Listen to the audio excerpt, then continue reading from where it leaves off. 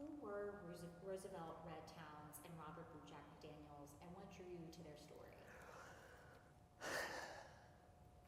Roosevelt Towns and Robert McDaniels were two black men who were lynched on April 13, 1937 in Duck Hill, Mississippi. What drew me to their stories, when I was about 5 years old, my grandmother told me a story about hearing them cry in the woods as they were being tortured. And as a little girl, I just kept thinking, like, why couldn't she help them? Why couldn't she let them out? And then being a sassy little girl, I said as much, like, I would have helped her, I would have. But I didn't know a lot about the world then, you know? I didn't know a lot about the world. I didn't know about place in the world. I didn't know about what the world thought of my place, but the world taught me.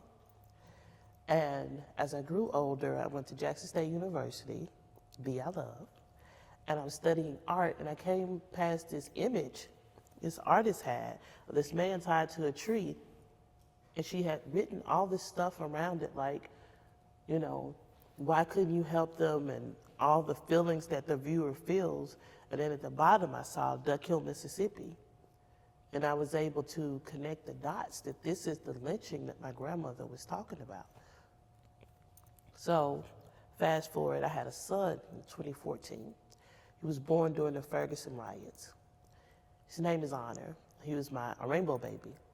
So I didn't even know whether or not I could have a child, than to finally have this child born in the fog of the war that America has waged against its minority citizens. And my best friend at the time, she was pregnant as well, and she calls me and she goes through the particulars. How much did he weigh? How long was he? Have you heard about Ferguson? And she told me to take care of myself and take care of my child. His third birthday was Charlottesville. And then as he was heading towards being 5 years old, I thought about the school to prison pipeline, all the things that he could face. I thought about how sweet and beautiful and kind his little face was, but how it would change into a grown man. And I had all this angst. And it was during the pandemic, where I'm a trained fine artist. So it was during the pandemic, and I had just had this amazing art show, but I couldn't close it. And a year before, I'd had an experience being a judge at a film festival in the state of Mississippi.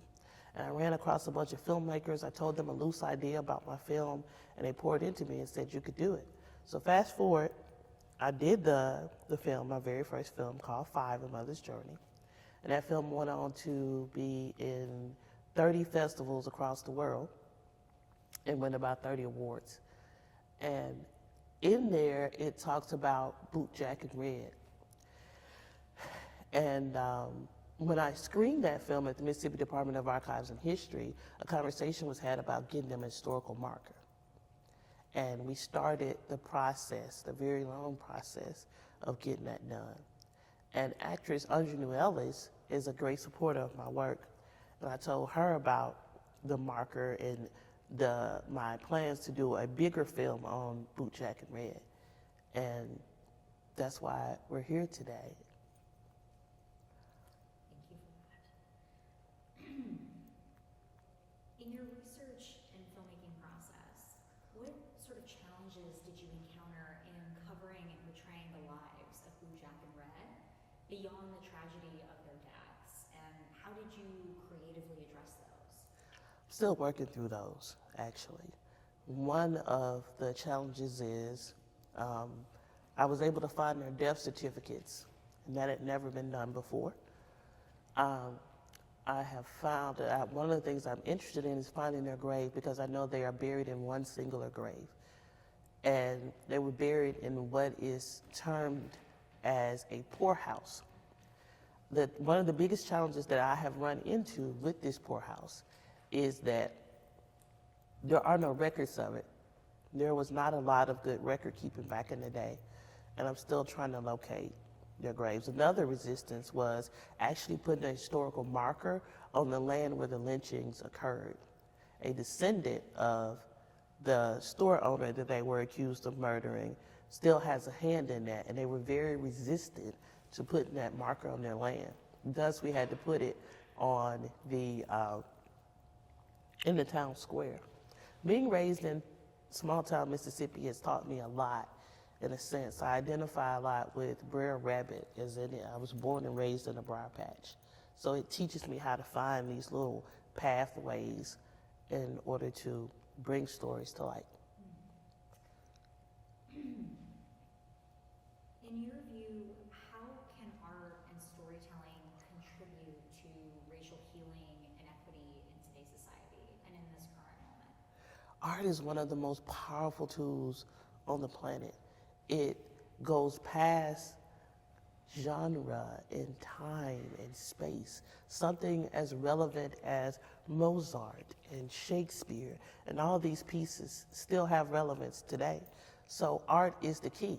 One of the reasons why, if you look at the current pushback against what is essentially the truth, and this is something that Wright Thompson has addressed, is that people in positions of power know how dangerous and heavy the truth is, and they try all that they can in order to push against and suppress that truth. So art is the change maker for a better world and a better future.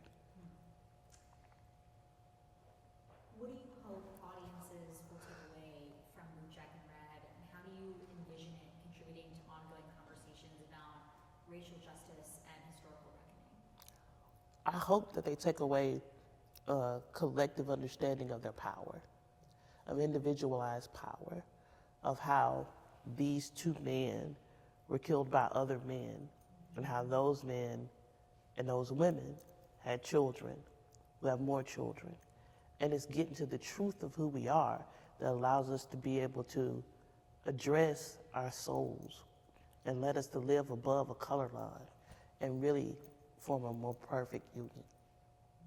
Beautifully said. Is there anything else you'd like to add? I want to say this is my second event, but being able to have funding really allowed me to be able to hire the people that I needed in order to get the job done, to be able to get the supplies that I felt were needed in order to bring dignity and love and kindness back to their story.